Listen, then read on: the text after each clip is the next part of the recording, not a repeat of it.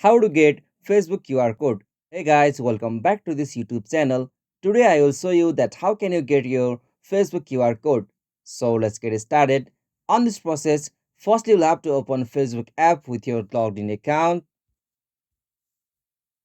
Alright, so after you open the Facebook app with your account, you'll got such interface. So from here, you'll have to tap on your profile icon just at the top left corner of the screen. So simply tap on it. And now from here you'll have to just tap on the three dot just at the right hand side of that advertise icon, so simply tap on that three dot.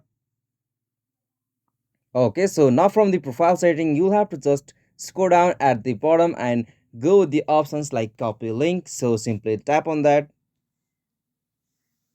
Alright, so once you have copied the link of your profile, you'll have to just back from here and open any browser on your system. So I'm opening the Chrome browser.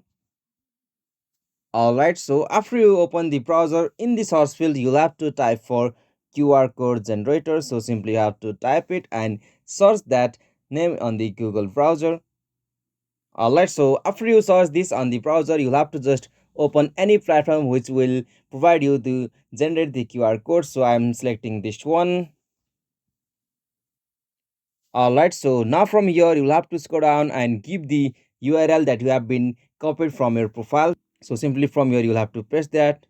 Alright, so after you give the URL on here, you'll be able to see the QR code at the bottom. So from here, you can save your QR code by tapping on this download option. So simply tap on it.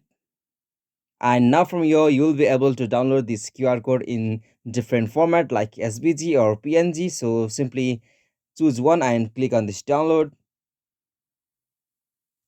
Okay, so as you can see, I have successfully generated my Facebook QR code and download it in my gallery. So in this way, you can also generate your QR code for the Facebook. So this is the easiest and simplest method.